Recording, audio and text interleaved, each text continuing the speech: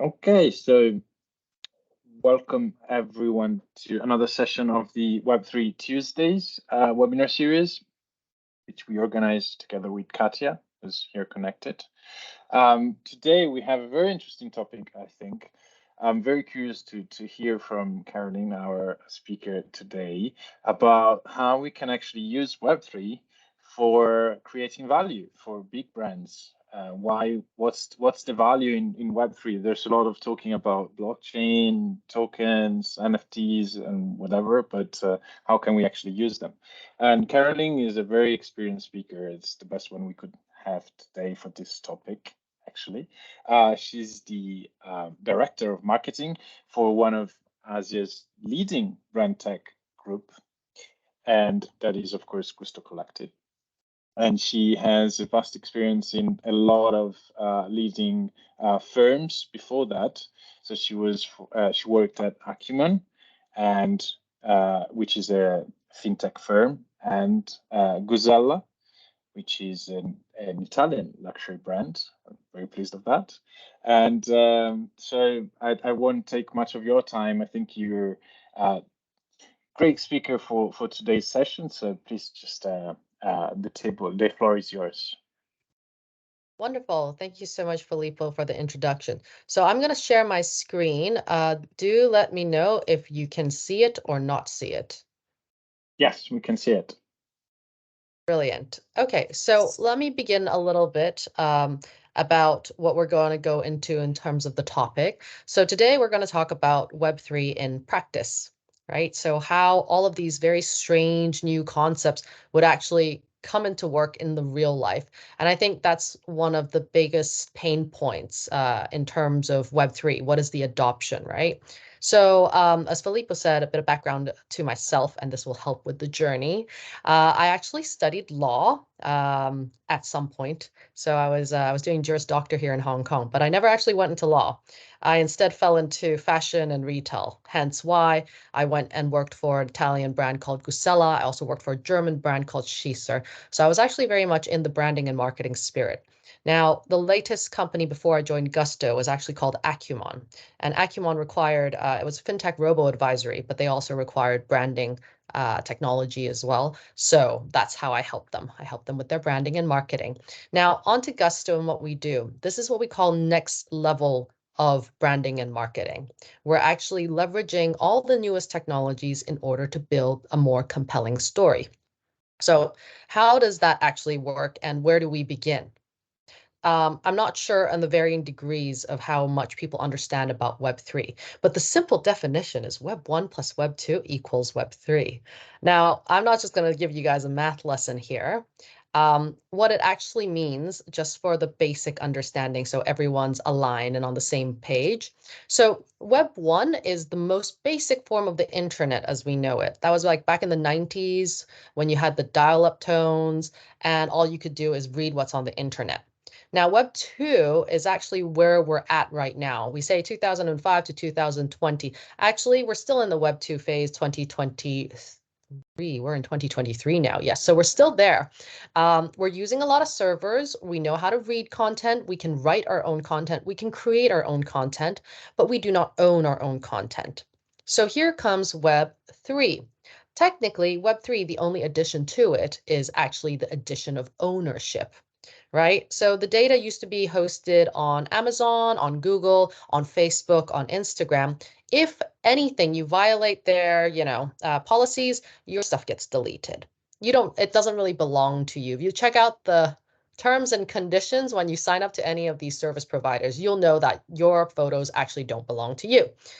Okay, so that's where we're at with Web3. And how does this change things for people in the space, right? So moving forward, part of Web3, this ownership and the recent heat word of metaverse, right? What is a metaverse?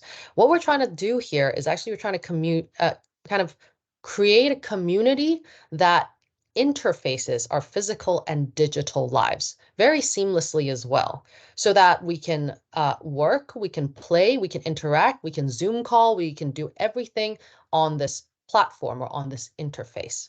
Now, for a more layman understanding of the metaverse is it's supposed to be a 3D environment and a 3D immersive environment. Now, we can go forward and examine this a little bit more. These are known as 3D immersive environments. So the big games, okay? Roblox, Fortnite, if you guys have children, you'll actually know of these games. And these are actually the most basic form of virtual environments or Web2 metaverses. The difference between these guys and what Web3 metaverses are is the fact that you can't take the stuff out of a Roblox game and put it in a Fortnite game. All right. So idealistically, and the dream of a lot of Web3 builders is so that your ownership of assets, so digital assets, your own avatars, whatever you purchased in this game, it can go with you to other games and platforms. In terms of Web3 virtual environments, these are the big names right now, the household names so-called in Web3.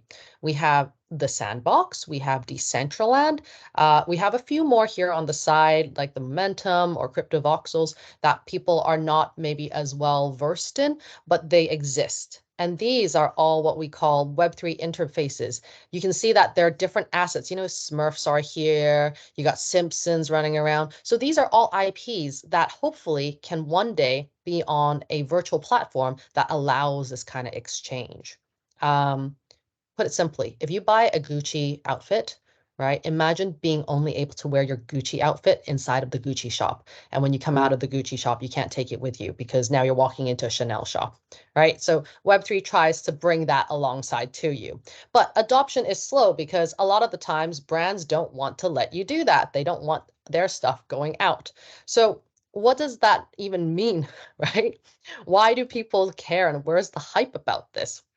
Strangely enough, we're actually looking at statistics. We're looking at a lot of data, and it actually says in the upcoming 5 to 10 years, a lot of industries will be impacted by this, what we call a phygital universe, right? Where your physical and virtual lands start to merge together.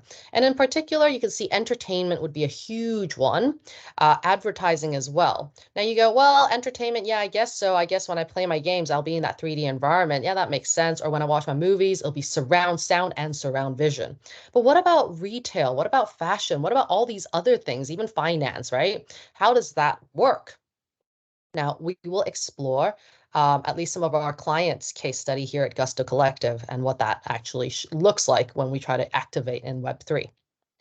So again, this is some statistics for everyone here. What are the opportunities in the Web3 space? As you can see, it's a $13 trillion market supposedly by 2030. So we should sit up and pay attention and really look into how to grow in this space. Now, no one has a silver bullet as of yet. It's still very nascent. It's only been around for 2-3 years, but it's some place that we need to acclimatize to.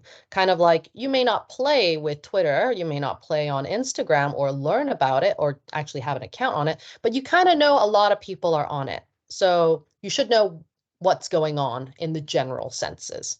All right, because look at this, 82% of people will see the metaverse as a place to socialize. All right, and 50% of the time, you'll see yourself actually being in this 3D immersive environment. All right, so I'm going to talk to you guys about, because the Web3 or metaverse ecosystem is huge, right? When we talk about Web3, I'm sure with the other Web3 Tuesdays, you will have a lot of other speakers come through and talk to you about decentralized finances, blockchain, a lot of other programming. Where I am situated, or actually where Gusto Collective situated, is purely in the experiential layer. You see that over there. And that is a very important layer because that is where you guys get to interact with it in the most seamless and easeful way to get into Web3. Mostly it's brand experiences, the arts, the culture, the entertainment, the retail shopping. So what does that look like? So here at Gusto, we actually do 4 things really well. We do the luxury side of things. So because you're a big brand, generally you have more marketing budget to play around with and explore these new markets. Then we do a lot of immersive 3D Web3 kind of spaces, metaverses, NFTs, and ultimately all this is actually a community marketing, right?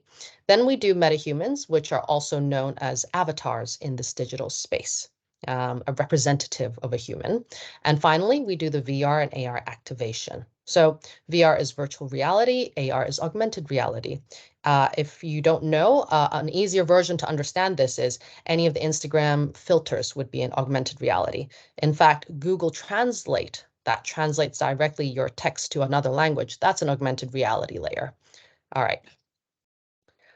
So let's talk about metahumans first, because these are quite interesting. And right now, with a lot of ChatGPT discussions going on, it's kind of talking about AI and what that means.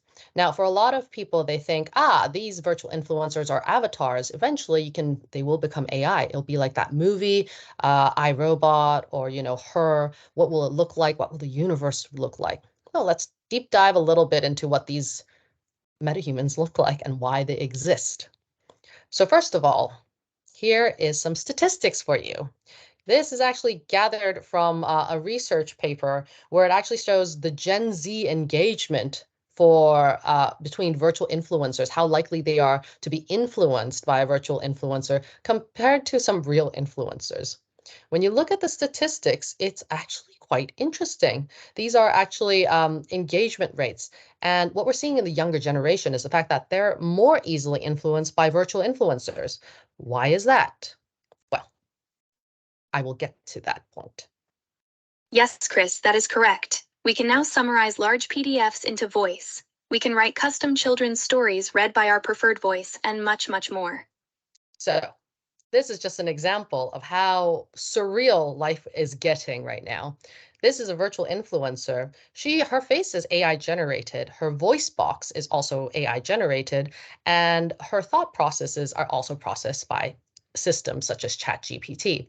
We can animate them, we can make them talk. In fact, they could very well replace us. And very good usage of these metahumans are actually in the service industry, right? They would usually be kind of like sales consultants in a way. If there's questions, rather than connecting you to a call center in India nowadays, you might actually be talking to a chatbot powered to look like a human, so you feel more comfortable talking to her. And the incredible AI learning that goes on behind it is that they get better and better at impersonating humans. So that's one usage of our virtual influencers. Another usage.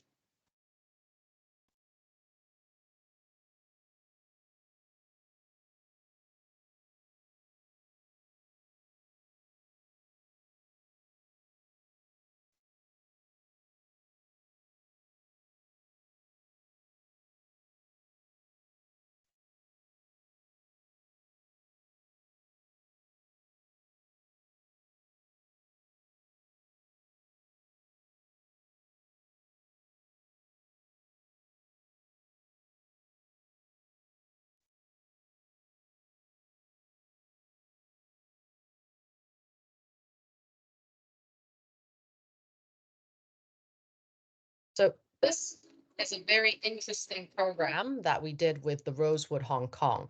Now, I'm not sure in Italy, do you guys know what the Rosewood is?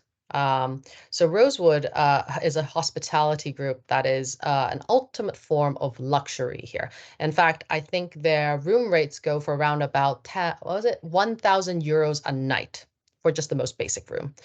Yep. So this is in Hong Kong at the moment, and it's one of our most premier luxury hotels. Now, they approached us back in December, if I recall correctly. Yes. So in Hong Kong, we have a very big festival called the Art Basel. It's not really a festival per se, but it's a very big art show where a lot of people who purchase art come through. I believe there's something very, very similar in Venice, the Centennial. So what happens is they wanted to do something to celebrate Art Basel coming to Hong Kong. And it's been so long because we've been on a lockdown, right? So they wanted to see what we could do that has an artistic element to it. And Gusto Collective, we actually power this particular metahuman artist called Manok. So Manok, she is an IP, an intellectual property in her own right. Similar to, sometimes I like to say, Winnie the Pooh or The Little Mermaid. She has a backstory, she has a character, and people are interested to follow her because of her character. So very similar to an influencer. But here's the kicker. She will never be in scandals. She will never age, and she will always say the politically correct thing. So Monoc has a certain appeal for brands. And it's also an interesting edge because with Monoc, you can traverse between reality and virtuality. So that video you saw, this was Monoc taking you on a tour of the art pieces in Rosewood. So Rosewood had a lot of different art inside of its hotel worth millions and millions of dollars. And what we did was we activated it by making it look interesting through a different lens, through the character of a virtual influencer. So that's one way of doing things as well. Now, going forward, apart from virtual influencers, another touch point of how we can activate and enter into Web3 is actually through AR and VR. So those you just saw, avatars can be inside of a virtual 3D space, right? But how do we create that space? So we actually specialize in creating these experiential content. For example,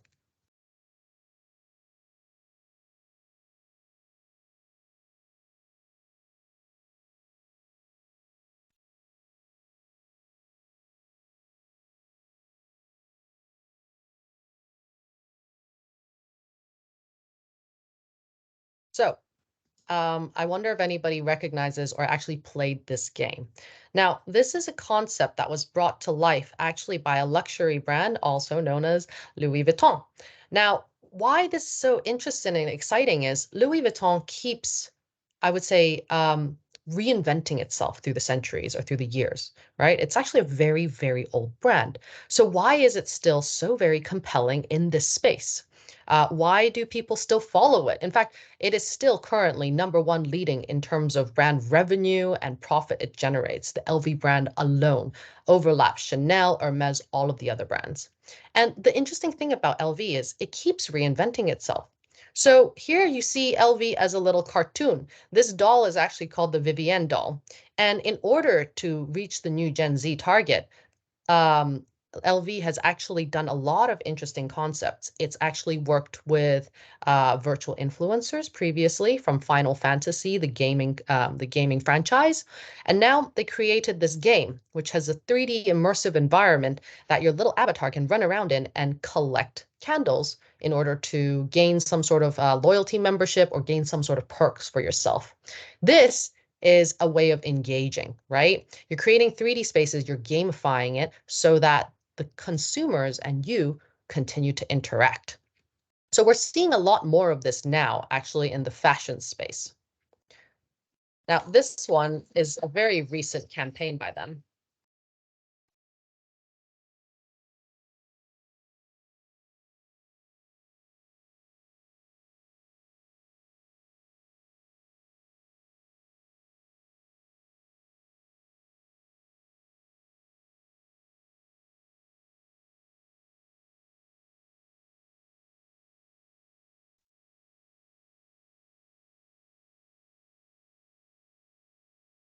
So this was a campaign, obviously, Yayoi Kusama, a very, very well-recognized artist, and Louis Vuitton did a crossover very recently. You get all the dotted bags. It was a massive, massive success. But the technology behind it that they utilized, just now, that head you saw of Yayoi Kusama, that was a 3D model. Actually, it wasn't herself. It was her avatar that actually filmed this entire commercial. That's how they were able to create such interesting concepts, right? And so this is a part of suspending disbelief. It's about continuing their story. And through a very engaging and creative content, that's how they're able to do it. So when we talk about what is happening in terms of, well, AR, VR spaces, we're talking about games, we're talking about augmented reality. And as part of this huge exhibition, we were actually asked by the museum in Hong Kong called M+, it's a modern arts museum, to create this piece of work that actually blends reality with virtuality.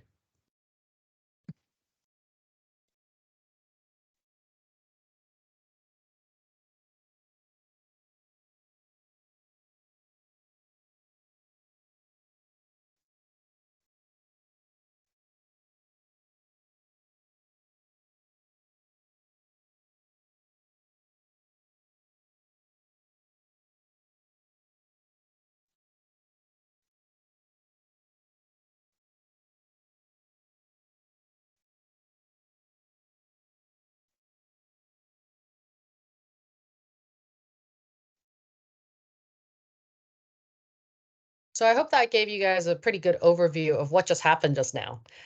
It's interesting. We created these 3D pumpkins that were the exact replicas of Yayoi Kusama's pumpkin art and placed them around in Hong Kong. So they're physically not there, but if you actually downloaded the app, you could actually search for them. So it was like a treasure hunt game. It engaged the community, engaged the city. You'd go around the entire Hong Kong looking for these landmarks. And as soon as you get to the landmark, these pumpkins are geotagged, so they're location activated, and they would appear. And once you appear, you try to capture the pumpkins.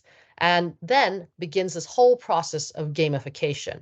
Catch all 5 of the pumpkins in the 5 key locations, and you get some very special Yayoi Kusama goodies. Now, this is another way for art and the brand to engage with the community, right? And this is how we utilize AR technology to do so as well. Because as we're going forward, we actually realize this is the truth of how we do marketing, especially for us here at Gusto. We do a lot of luxury marketing, right? We used to think, and because I also worked for some Italian luxury brands, it used to all just to be about artisanal. It used to be about authentic stories. That's why brands that are worth 80 plus years are so rich in their history. And obviously, you have to keep coming up with very beautiful creative concepts, designs, products, the dream. But nowadays, with modern luxury, we're seeing an addition of cross-cultural references. So like Yayoi Kusama times LV, that would have not happened probably in the past. Or even LV with Supreme, a streetwear brand, that would not have happened. Then you see the addition of technology. So as you can see here, we utilized AR, we utilized virtual influencers to make the story come alive. We also used gamification, so we made virtual games as well. Ultimately, what you're doing right now, a brand has to be a multi-dimensional touch point. It's no longer just a shop, some outdoor ads, and then we call it a day, or even just social media ads. No, you have to engage your consumers further. Now, this is also what it means when right now we wrap it up with a lot of art, right? So Yayoi Kusama and LV is a mixture of luxury meets art and technology. So I'm going to keep going forward as we talk about how we actually, why we wrap things up with technology, why there's an artistic expression within all of this technology as well. All right, so here we are at the Web3 space. Now, remember back then we were talking about Web 1, Web 2, and Web 3. Now we're in Web 3, okay? So we talked about some AR touch points, we talked about some meta humans. Ultimately, they are there to make a more engaging story. So you're more interested to work with the brand. It's no longer as transactional. There's an experiential layer. You're more engaged, and hopefully you grow stronger with the brand. Now, Web3 in all its entirety is that encapsulated on blockchain, right? So I'm going to show you this one campaign that we did. And I would say it is actually one of the most innovative campaigns there are out on the market at the moment. So we were approached by a film. All right. It's a film based in Hong Kong. It was a blockbuster movie called Warriors of Future. Now, for those overseas, it's a very similar premise and plot to, I sometimes say, Transformers mixed with Alien versus Predators, okay? But it was one of the biggest science fiction movies produced with a lot of CG effects. And it was produced by an actor-producer called Louis Koo. Now, Mr. Koo came to us and was like, hey, I wanted to do NFTs. And this was during the time NFTs were very, very hot as well. And we said, all right, I mean, you can produce an NFT. An NFT is just like a profile picture if you want it to be a profile picture. But actually, why people trade it as well is when you buy into an NFT project, what you're saying is, I'm buying into this community, right? So similar to your very exclusive membership clubs, you're saying, I'm part of this club. So we asked Mr. Koo, in this club that is known as the Warriors of Future NFT Club, what are the perks that people get for being inside of this community, right? So not only you get like-minded people together, but what can they do together? And that's what's called a roadmap. So we built him his NFT project. There are 10,000 unique NFTs that we sold, but it's not just a profile picture. We created a program for him that allowed these NFTs to have use cases. So we built a mobile app for him where these NFTs can be used as avatars inside of the game. And not only that, we also connected real world brands to work with this NFT project so that when you purchase things from your local 7-Eleven or local supermarket or from a certain mall, you get certain digital assets you can put back into the game and grow the community, so forth. And so now I'm just going to show you the video and we will leave some questions, answers in the back.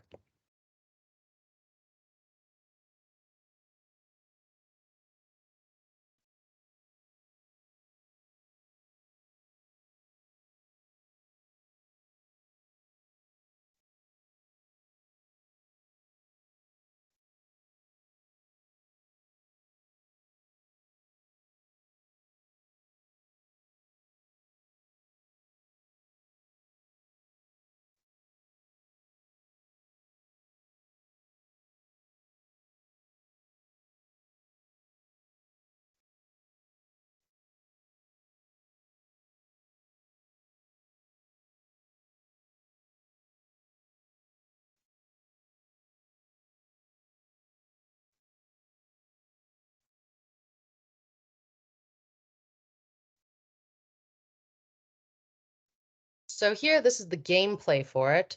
I guess I will actually have to go back and find I think there might be some slides missing here. But ultimately what it shows, what it should have shown was it goes from a movie IP and it goes into this. So actually all the stuff you see in the game are based on the movie itself. And then these avatars that you see here can be interchanged as you purchase your NFTs. So you can load them into the game and you can swap out their different weaponry based on where you went shopping and what kind of packages were being dealt at maybe the 7-Eleven or at the local supermarket. So how are we doing for time? If we have time, I will go back and show you a little bit more about this interesting case study. But ultimately what it is the easiest way for us to go Web3 is to really look at it from this angle: experiences and content, having the physical item and the digital item, because ultimately we're trying to create a community that rallies behind a certain project, rallies behind the brand itself, right? So if you think about it, Web3 is the next level of customer relationship management, right? You're engaging with your fans, they're engaging with you, there's a two-way dialogue, you grow the engagement, you grow the affection for the brand, and that's how you get new kind of loyalty. And ultimately, all that means when you're buying into a brand, you're buying into the community, it's a form of your own self-expression. And that's what Web3 really is about. It's about the ownership. It's about how you express yourself, express your inner likes, dislikes, you as an individual. And I guess this is where I would say my sharing would come to an end. If you'd like to learn a little bit more about what our company does, very, very happy to share more.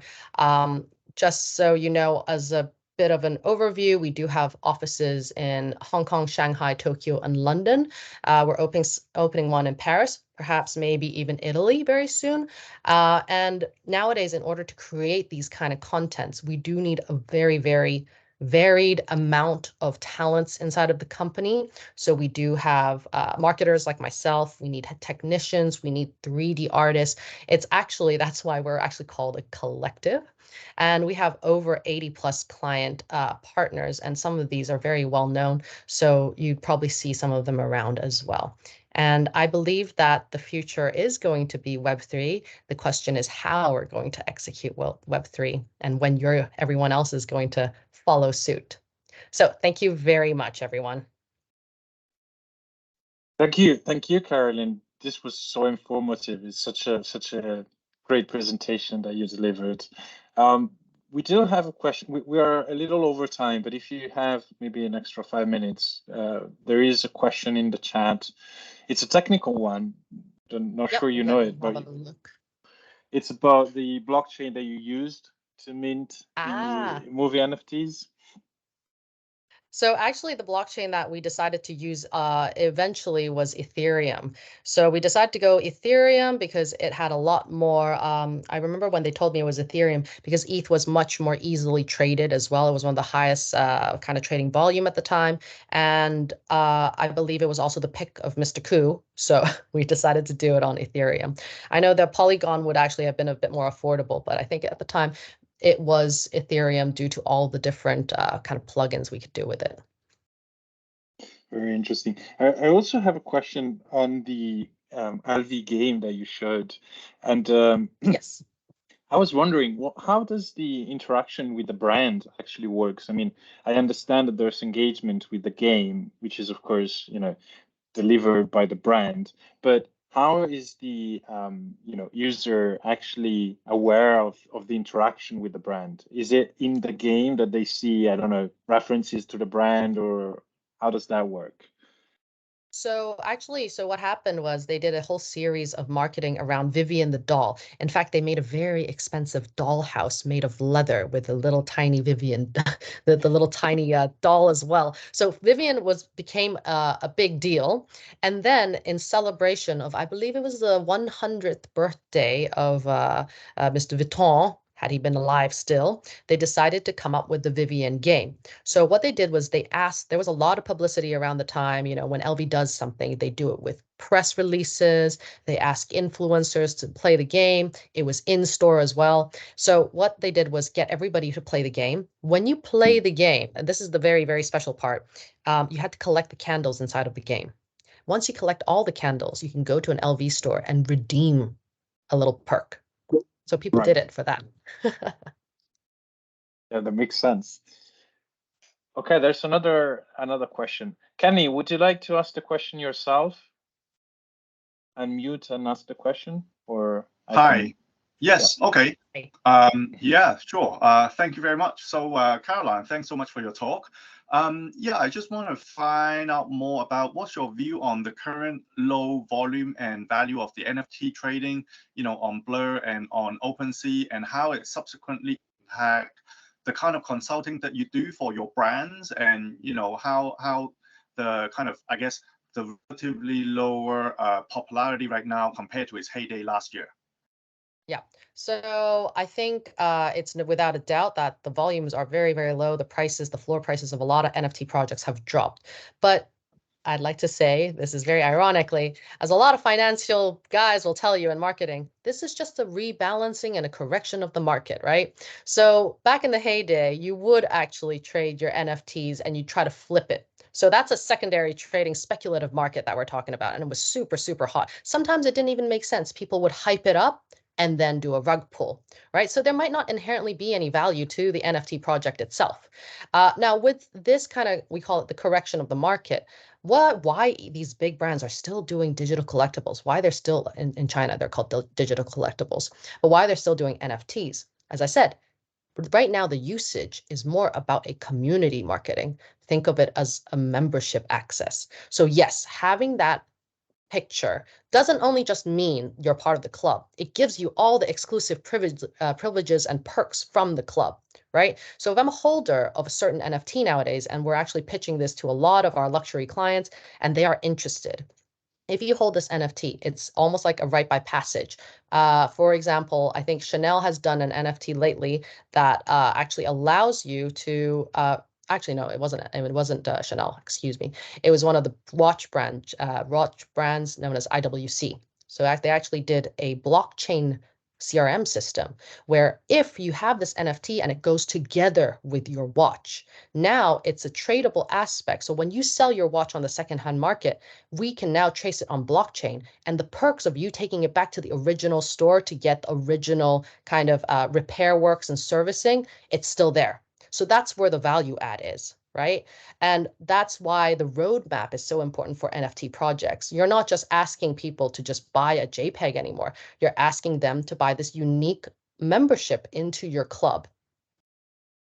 That sounds really interesting. I'm always curious about how, the NFT digital asset is connected with the physical asset because of, the physical presence of one is obviously different to the other. And how do you make sure that, the two are in line, reflecting the physical conditions and reflecting, the maybe there could be certain counterfeit nature of certain parts, maybe.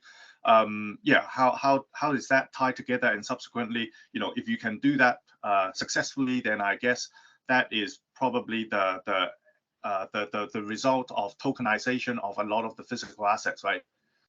Correct. I mean, obviously, there's still human fallacy in a lot of these parts, right? If you have the physical copy, you may always be subjected to fakes, let's just say. But hopefully, the technology will improve so that when the QR code is stuck onto the bag, onto the product, it's a traceable chain, right? So why artwork sometimes you get fakes is because there's no proof of origin. I just make a piece of paper and I can just scam you and say, yeah, it was lost for a long time. There's no linkage, there's no chain, there's no proof of origins and provenance. That's where the fakes usually kick in and you can see it into play. But if it follows the chain and all the authenticity records are there and immutable as well, actually it gives you a lot more credibility. And I think that's the interesting part. And you're right. For example, some of the NFT projects that we've seen and we're doing for some of our brands. So for example, spirit brands, right? Pierre Jouet did a very interesting one where they had a Magnum bottle encased in 24 karat gold gilded cage. Now you can't redeem this. This will sit in their warehouse and it's a one of one. And if you buy the NFT, it also comes with a tour of the chateau. But once you say, you know what, I want to redeem it, I'm going to burn my NFT to get the physical copy and to go to this chateau tour, then you can do so. And you will drink it and it will no longer be on chain. So that's one way of looking at the NFTs as well for a phygital kind of program. Thank you. This is very interesting, Caroline. Thanks a lot. I think we actually ran out of time, but this was a wonderful presentation. I invite everyone to connect with Caroline and get in touch if you have further questions. And of course, see you next Tuesday. Thanks a lot, Caroline. Brilliant. Thank you so much. You can connect with me on LinkedIn.